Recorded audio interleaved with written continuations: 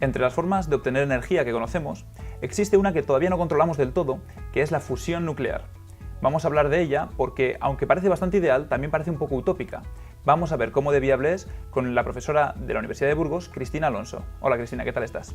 Hola Samuel, pues tal vez lo primero que deberíamos hacer sería distinguir entre lo que es la fusión nuclear y lo que es la fisión nuclear, que son las dos formas de obtener energía a partir de los núcleos que conocemos. Que precisamente la fisión nuclear es, entiendo, la que estamos utilizando hasta el momento, ¿no? Sí, las centrales nucleares que actualmente tenemos en funcionamiento son centrales de fisión nuclear.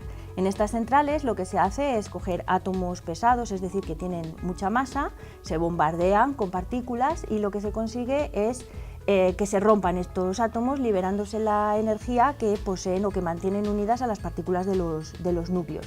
El problema es que en la fisión nuclear los átomos con los que nosotros estamos trabajando son átomos radiactivos, es decir, que emiten radiación que es muy perjudicial, tanto para la salud como para el medio ambiente, y la forma de producir la energía requiere muchísimas medidas de seguridad. ¿Y qué consiste entonces, por otro lado, la fusión? Bueno, pues en una fusión nuclear, en lugar de romper átomos pesados, lo que vamos a hacer va a ser juntar átomos ligeros. Los más utilizados serían átomos de hidrógeno, en concreto distintos isótopos del hidrógeno, como son el deuterio y el tritio. Son átomos de hidrógeno que lo único que se diferencian es el número de partículas neutras que tienen en el núcleo, que son los neutrones. Bueno, ¿esto no tendría radiación? Pues la historia de la fusión nuclear consiste en que juntando estos dos átomos lo que vamos a conseguir es un átomo más pesado, como es el caso del helio, y se libera muchísima más energía que la que se libera en el proceso de fisión nuclear. Y entonces, si esta fusión presenta tantas ventajas, ¿cómo es que todavía estamos utilizando si la fusión presenta tantas ventajas, ¿cómo es que todavía estamos utilizando la fisión? Bueno, lo que son los principios físicos de cómo se realiza un proceso de fusión nuclear sí que los tenemos muy claros, lo que nos falla es la tecnología.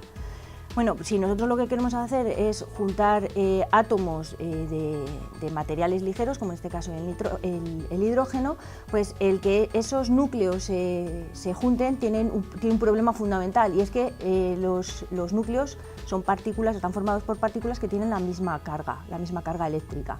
Entonces, cuando nosotros queremos juntar dos partículas que tienen la misma carga eléctrica, pasa lo mismo que cuando queremos juntar dos imanes por el mismo polo, tienen una fuerza de repulsión muy grande. Para vencer esta fuerza de repulsión, pues lo primero que se nos puede ocurrir sería acelerar muchísimo los átomos para que esa energía cinética que le estamos dando consigan velocidades enormes y los choques se produzcan salvando esa repulsión electrostática. Claro. Pero esa solución requiere más energía de la que seríamos capaces de obtener mediante el proceso de fusión.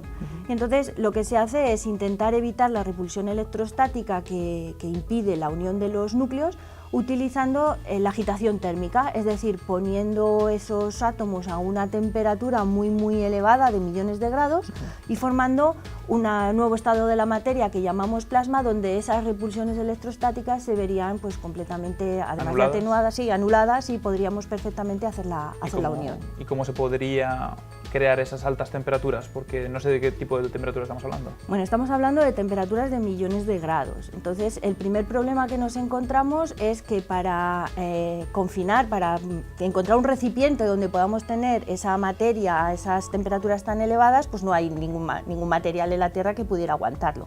Entonces, lo que se hace es, se ha construido una instalación en Francia, al sur de Francia, que es lo que se conoce como proyecto ITER, y bueno, lo que se ha construido ahí es una cavidad en forma de donut. Entonces, lo que vamos a hacer es meter el plasma dentro de esa cavidad, pero para que no toque las paredes, lo que vamos a hacer es que levite en lo que conocemos como un confinamiento magnético. Claro, lo que necesitamos son imanes muy potentes para conseguir esos campos magnéticos tan importantes, y para ello se utilizan pues los materiales superconductores. Entonces vamos a tener el plasma dentro de nuestro toroide, de nuestro donut, a una temperatura de millones de grados, pero lo aislamos, ¿no? Lo vamos a aislar, pero por la parte de afuera los imanes superconductores solamente funcionan cuando estamos a temperaturas muy bajas. Entonces tenemos muchísima temperatura dentro Sí, o sea, dos y mundos. muchísimo frío fuera, pues a temperaturas pues prácticamente del cero absoluto, menos 270 grados. Y entonces esta energía o esta forma de producir energía conllevaría algún tipo de peligro.